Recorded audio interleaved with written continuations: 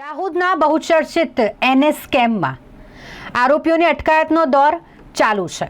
વધુ 4 આરોપીઓની આજે અટકાયત કરવામાં આવી છે. આ 4 અધિકારીઓ કે જેઓ દ્વારા સત્તાનો દુરુપયોગ કરવામાં આવ્યો અને એને કૌભાંડ આચરવામાં આવ્યું, જેમાં અત્યાર સુધીમાં કુલ 8 આરોપીઓની પોલીસ દ્વારા અટકાયત કરવામાં આવી છે. આજે વધુ 4 આરોપીઓને ઝડપી પાડવામાં આવ્યા છે. આ મામલે વધુ તપાસ કરવામાં આવી રહી છે. એનએસ સ્કેમ જે આચરવામાં આવ્યું હતું, આટલું મોટું સ્કેમ કે આટલું મોટું કૌભાંડ અધિકારીઓની સંડોવણી વગર સંભવ જ ન હોઈ શકે.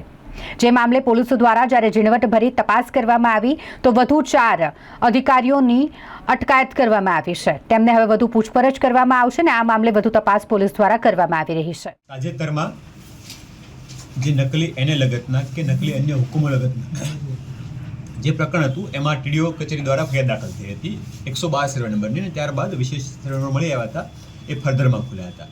આ તમામ સર્વે નંબરો છે જેમાં અમુક સત્તા બહારના હુકમો, સમય મર્યાદામાં જે સત્તા છે અથવા જેટલા ક્ષેત્રમાં સત્તા છે એ બહારના હુકમો, 1 વર્ષમાં સત્તા જેટલા હુકમો કરવાના છે એના કરતાં વધારે હુકમો, તથા જૂની તારીખમાં અમુક હુકમો, આ બધા મુદ્દાઓ ઉપર તપાસ વિગતવાર ચાલતી હતી.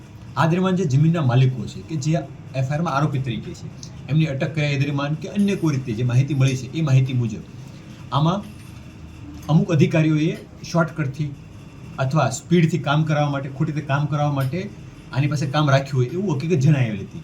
જે અન્વયે વિગતવાર તપાસ કરતા તપાસ દરમિયાન જે તે વખતના 2 ટીડીઓ, સીએમ બારિયા કે જે ઇન્ચાર્જ ટીડીઓ હતા, ડીકે સંગાળા કે જેઓ પણ ઇન્ચાર્જ ટીડીઓ હતા, ત્યારબાદ પીએસ આંબલિયા કે જે ઇન્ચાર્જ એ ટીડીઓ હતા, અને એમ કે તાવિયાડ કે જે તે સમયના સરકાર અધિકારી હતા. આ 4 લોકોનું ઇન્વોલ્વમેન્ટ હોય એવું તપાસ દરમિયાન જણાવ્યા હતા.